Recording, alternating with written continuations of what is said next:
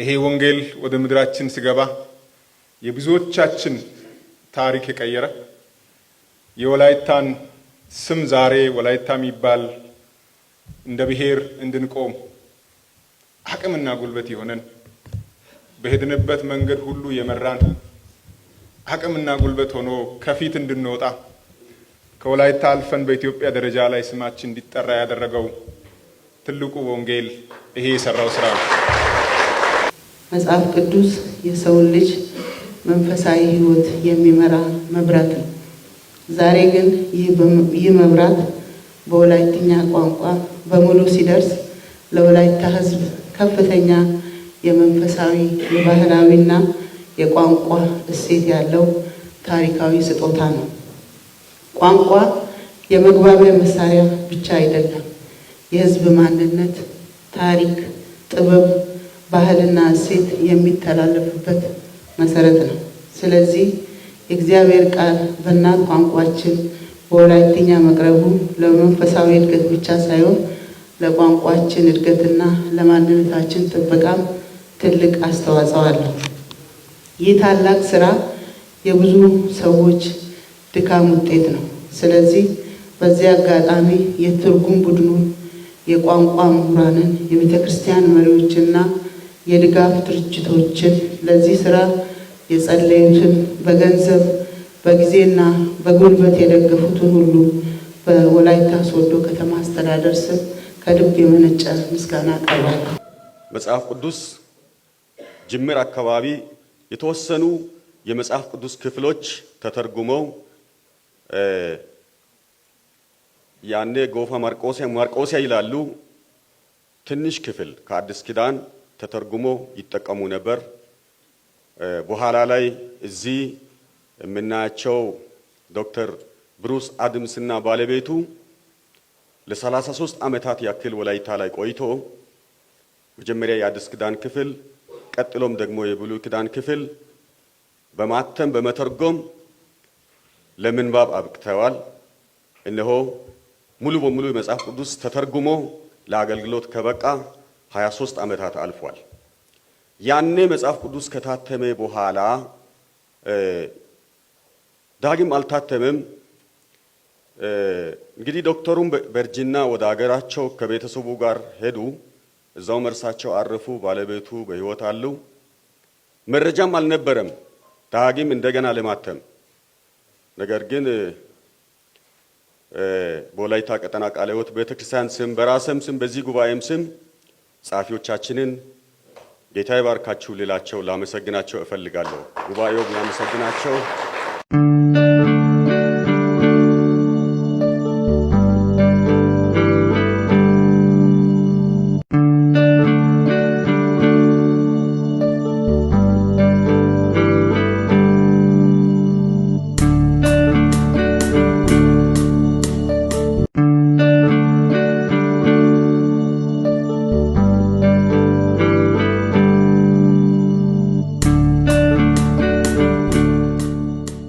በመጀመሪያ ወንጌል ወደዚህ ይዘው የመጡት ዶክተር ላምቤ ይዘው ሲመጡ ከነሱ የኛ ሰው በአማርኛ በአስተርጓሚ ነበር።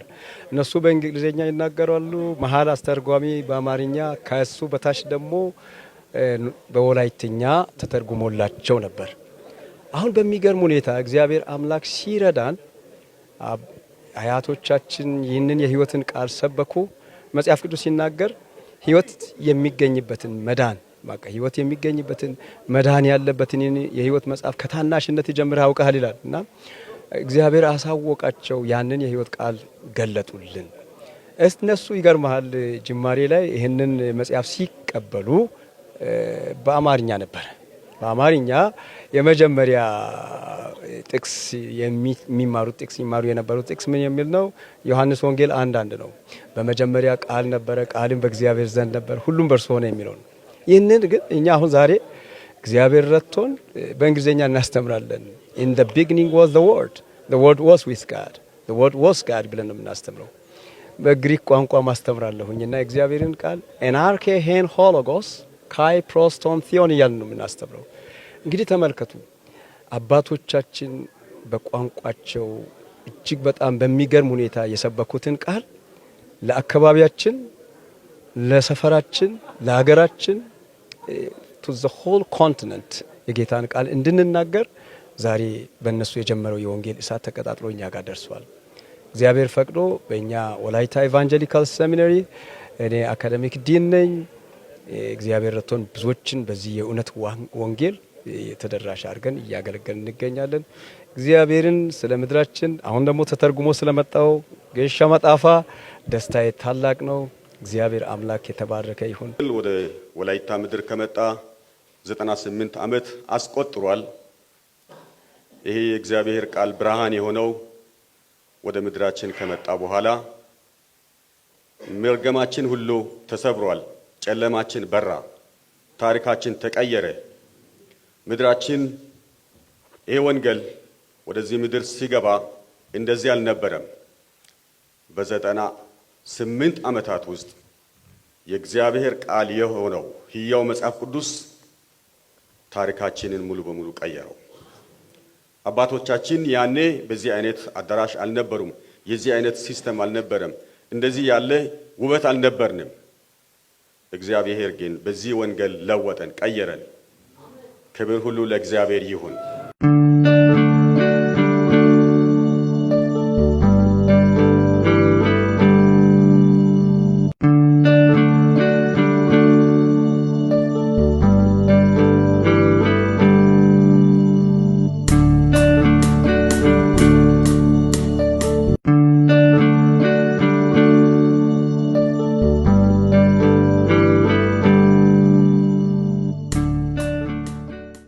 ሰው በሚችለው ቋንቋ በሚረዳው ቋንቋ ሌላን ሰው ጠይቆ በማይሰማው ቋንቋ ራሱ በሚረዳው ቋንቋ መጽሐፍ ቅዱስ ተተርጉሞ ለሕዝባችን መምጣቱ አንደኛ ሰው ስለ እግዚአብሔር ቃል ያለውን ፍቅር ይጨምራል። ሲነበብም ደግሞ አማርኛ የማይችሉ ሌሎችን ቋንቋዎችን የማይችሉ ሰዎች አሉ ከቀለምም ክፍተት አንጻር። ስለዚህ ያንን በወላይተኛ ሲነበብላቸው በእውነት እጅግ ደስተኞች ናቸው፣ የእግዚአብሔርን ቃል ይረዳሉ። በሌላ በኩል ደግሞ ለትርጉምም ቢሆን አማርኛን አንብቦ ወደ ወላይተኛ ሲቀይሩ የትርጉም ክፍተት ሊኖር ሁሉ ይችላል። ነገር ግን ይሄ ደግሞ የትርጉም ክፍተትንም ጭምር ያቃናል። በሌላ በኩል ደግሞ ለወንጌል ተደራሽነት ሰው በቋንቋው መጽሐፍ ሲኖር በቋንቋው ሲነገርለት ስለ ወንጌል መረዳት ይጨምራል። ስለ ወንጌል መረዳት ሰው በቋንቋው ሲዘመር፣ ሲሰበክ፣ ሲነበብ፣ ሲሰማ የየትኛውም ቋንቋ ተናጋሪ የሚወደውን እውነቱን ብናወራ አሁን ለምሳሌ መዝሙር አይተረጎምም፣ ቀጥታ ይዘምራል። ቃል ሲነገር ግን ይተረጎማል። ግን ትርጉሙ አጥጋቢ ላይሆን ይችላል። ነገር ግን በብዙ ጥረት በብዙ ጥናት የታተመው የመጽሐፍ ቅዱስ በወላይተኛ የትርጉምንም ሚና ይጫወታል፣ የመረዳትንም ሚና ይጨምራል። በሌላ በኩል ደግሞ የአካባቢውንም ቋንቋ ያሳድጋል። በሌላ በኩል ቀጣይ ትውልድ ደግሞ ስለ ቋንቋው ብዙ እውቀትም የለውም ከመጽሐፍ ቅዱስ ካልወረሰ በቀር። ስለዚህ መጽሐፍ ቅዱስ ቀጣይ ትውልድ ወላይታ ሆኖ ወላይተኛ ማይሰማ ይሆናል፣ ወላይታ ሆኖ ወላይተኛን ማያነብ ይሆናል። ስለዚህ ያም እንዳይሆን ቋንቋም እንዳይሞት ቤተ ክርስቲያን ደግሞ ይሄን ያህል መቶኛ ልታገብር 2 ዓመት ሲቀራት በአካባቢው ቋንቋ መጽሐፍ ቅዱስን ለትውልድ የማድረስ ስራ ላይ ከዚህ በፊት ታትሟል ይሄ መጽሐፍ። ነገር ግን ላላነሰ ጊዜ ነው የጠፋው ምንጩ ሁሉ። አሁን ግን በብዙ ፍለጋ እግዚአብሔር ስረዳን ተገኝቷል። አሁን ይሄን የምናደርገው ነበረ መጽሐፍ ቅዱስ ከዚህ በፊት በወላይተኛ ነበረ ግን አሁን የለም ቢባል ምን ይባላል?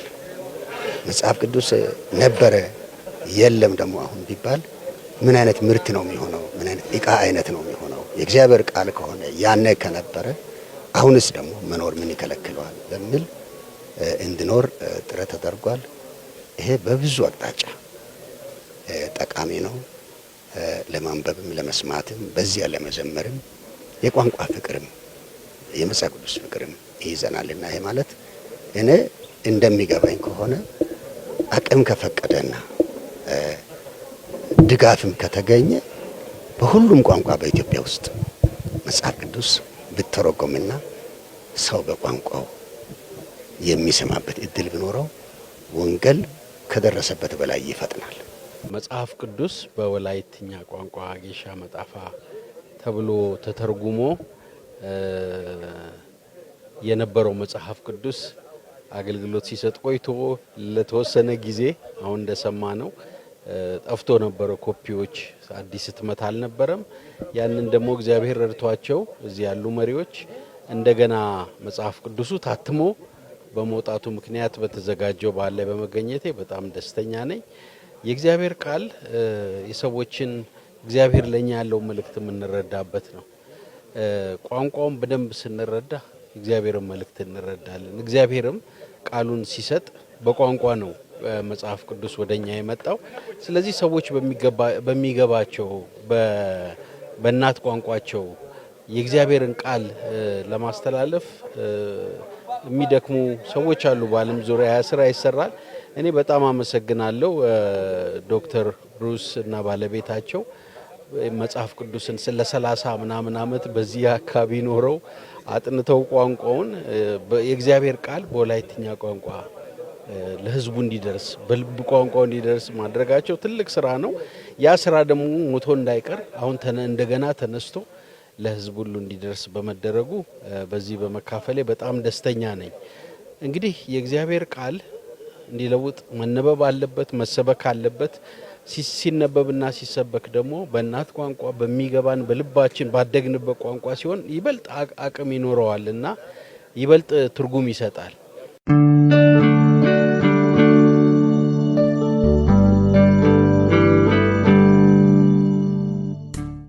መጽሐፍ ቅዱስ ለግለሰብም ለቤተሰብም ለህብረተሰብም ጭምር ታላቅ አስተዋጽኦ ያለው የእግዚአብሔርን ሀሳብ ለሰዎች በራሳቸው ቋንቋ በሚያውቁት ቃል ከልጅ ጀምሮ እስከ አዋቂ እንዲሰማ መደረጉ እግዚአብሔር ክብር ነው፣ ለሰው የሚጠቅም ነው።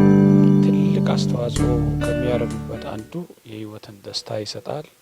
ሰው የእግዚአብሔርን ቃል ሳይቸገር እግዚአብሔርን ቃል ትርጉም በትክክል መረዳት ይችል ዘንድ ትልቅ ጠቀሜታ አለው። ሁለተኛ ቋንቋው በራሱ በዓለም ዙሪያ እንግዲህ የወላይታ ሰዎች በአንድ አካባቢ ብቻ አይደሉም። በተለያዩ ክፍለ ዓለማት በሰባቱ አህጉራት ይገኛሉ። ሁሉም በያሉበት የእግዚአብሔርን ቃል የማግኘት እድል ሰፊ ይሆናል። ከዚህም ባሻገር ቋንቋው በየቦታ ሲነበብ የመጽሐፉ እውቅና በሁሉም አካባቢ የበዛ ይሆናል። ይህ ብቻ ሳይሆን በዓለም በቋንቋ ውድድር ውስጥ በ300ኛ አካባቢ መገኘቱ ትልቅ አስተዋጽኦ ያደርጋል። ከዚህም በላይ የመጽሐፉ ምረቃ የጌሻ መጽሐፍ ምረቃ በአካባቢያችን ትልቅ ደስታ ፈጥሯል። እንዲፈጠር ምንድነው ምክንያቱ? ለረጅም ጊዜ መጽሐፉ የመጀመሪያ እትም ታትሞ ምረቃ ቢደረግም እንኳ መጽሐፉ ከሰው እጅ እየጠፋ መምጣቱ ሃርድ ኮፒው ስፔሻሊ ሃርድ ኮፒው በሰው እጅ ውስጥ ብዙ አልተገኘም። ከዚህ የተነሳ ከአብያተ ክርስቲያናት ከሌሎች ቤተ እምነቶች ሁሉ ጥያቄ ይቀርብ ነበር። የሚቀርበውም ጥያቄ ሰዎች በቋንቋቸው እግዚአብሔርን ቃል መረዳት ስለሚፈልጉ ከፍተኛ ጥያቄ ነበር። ዛሬ ታትሞ ዳግመኛ ምረቃ በመደረጉ እኛም የቤተ ክርስቲያን መሪዎች ህዝበ ምእመናንም ታላቅ ደስታ ነው። ማስተናገድ ስላልቻለን እንጂ ህዝብን በሙሉ ጠርተን እዚህ ምረቃ ቢደረግ እጅግ የተሻለ ነው። አስተዋጽኦ በጣም ከቃላት መግለጽ ከምንችለው በላይ ነው። ስለዚህ ሶስተኛ አስተዋጽኦ ያደርጋል ብዬ ያሰብኩት ሰባኪያን ለእግዚአብሔር ህዝብ አድማጩ በሚሰማው ቋንቋ ህዝቡን መድረስ ለሰባኪዎች ትልቅ እርካታ ይሰጣል። አንዳንድ ጊዜ የተለያዩ ቨርዥኖች አሉ፣ ቢያንስ ወደ 100 ምናምን ቨርዥኖች አሉ። ይሄኛው ደግሞ እጅግ ይሻላል። ምክንያቱም እዛው በቋንቋቸው አንብቦ በቋንቋቸው ህዝብን አገልግለው በህዝብ መካከል የትርጉም ብልሽት እንዳይኖር የእግዚአብሔርን ቃል በእግዚአብሔር ቃልነቱ በትልቅ ጥንቃቄ ለማስተላለፍ ትልቅ አስተዋጽኦ ያደርጋል። ከዚህም በላይ መጪው ትውልድ የእግዚአብሔርን ቃል በቃሉ አግኝቶ የሚያገኝበት ሂደት ሁኔታ መፈጠሩ አስደሳች ነው። ከዚህም በላይ ደግሞ ትልቅ አስተዋጽኦ ምንድነው? በእያንዳንዱ ግለሰብ ቤት ውስጥ ይሄ ጌሻ መጽሐፋ ከዛሬ ጀምሮ በሚደረገው ስርጭት የወላይታ ምእመናን ቢያንስ 1503 አጥቢያዎች በላይ በዛ አጥቢያዎች በ20 ህብረቶች ይሄ መጽሐፍ ስለሚደርስ ለመንፈሳዊ፣ ለማህበራዊ፣ ለኢኮኖሚያዊ እድገት ለሶዶ ከተማ አልፎም ለወላይታ ዞን፣ ለደቡብ ስፔሻሊ ለኢትዮጵያም ትልቅ የኢኮኖሚ ሪቫይቫል እንዲነሳ የእግዚአብሔር ቃል ነው ለሪቫይቫል ምክንያት የሚሆን ስለሆነ በዚህ አኳያ እነዚህ አስተዋጽኦ ያደርጋሉ ያስባሉ።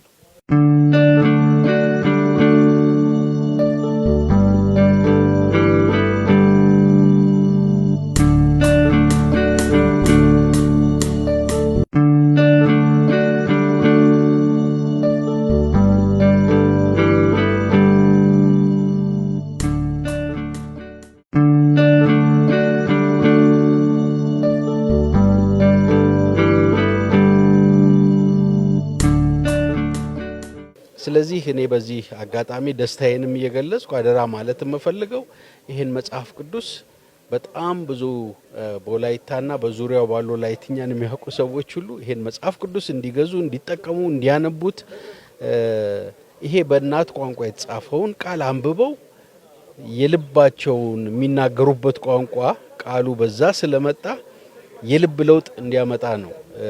ማንበብ ብቻ አይደለም ወይ መግዛት ብቻ አይደለም፣ እንዲያነቡት እንዲኖሩበትም ለማሳሰብ ፈልጋለሁ። የእግዚአብሔር ቃል የእግዚአብሔር መንፈስ ያለበት መጽሐፍ ሁሉ ለትምህርት፣ ለተግሳጽ፣ ልብንም ለማቅናት በጽድቅም ላለው ምክር ሁሉ ይጠቅማል ስለሚል ይሄ መጽሐፍ አዲስ እንደገና መታተሙ ለአካባቢ ሁሉ ለውጥ እንዲሆን ምኞቴና ጸሎቴ ነው። የኢትዮጵያ ቃለ ሕይወት ቤተክርስቲያን በጣም ብዙ አጥቢያዎች በዚህ ዙሪያ ያሏት፣ በእነዚህ አጥቢያዎች ሁሉ ያሉ ምእመናን አገልጋዮች ሁሉ ይህንን ተጠቅመው የእግዚአብሔርን ቃል ወደ ሰዎች ልብ ውስጥ እንዲገባ ህይወታቸው እንዲለወጥ እንዲያደርጉ በዚሁ አጋጣሚ አደራ ማለት እወዳለሁ። ይሄንን መንገድ ያሳዩንን፣ በጸሎት የደገፉንን፣ በብዙ ነገር በእውቀትም የደገፉንን ልናመሰግናቸው እንወዳለን። የወላይታ ቀጠና ጠቅላላ ጉባኤ በዚህ ጉዳይ ጊዜ ሰጥተው ጸልየዋል። ስራ አስፈጻሚ ጸልየዋል። የወላይታ ጸሎት አባቶች ርዕስ ተሰጥቷቸው ጸልየዋል። እኛም እንደ አስተባባሪ በእግዚአብሔር ፊት አስቀምጠን ጸልየናል። በጸሎት ለደገፉን ዛሬ እንኳን ፕሮግራም ጠርተን መግዛት ለማይችሉ ለወንጌላውያን፣ ለአባቶች ነፃ መሰጠት ላለባቸው ነፃ እንድንሰጥ ተወሰነ ድጎማ አድርጉ ብለን እንኳን ድጎማ ላደረጉልን ለኢትዮጵያ መጽሐፍ ቅዱስ ማህበር፣ ለኢትዮጵያ ቃለ ሕይወት ቤተክርስቲያን እንዲሁም ደግሞ ለቤተ ክርስቲያናት፣ ለመንግስት ስራ ኃላፊዎች በጣም ምስጋና አለኝ። እግዚአብሔር ይባርካቸው። በቤተ ክርስቲያን ስም አመሰግናቸዋለሁ።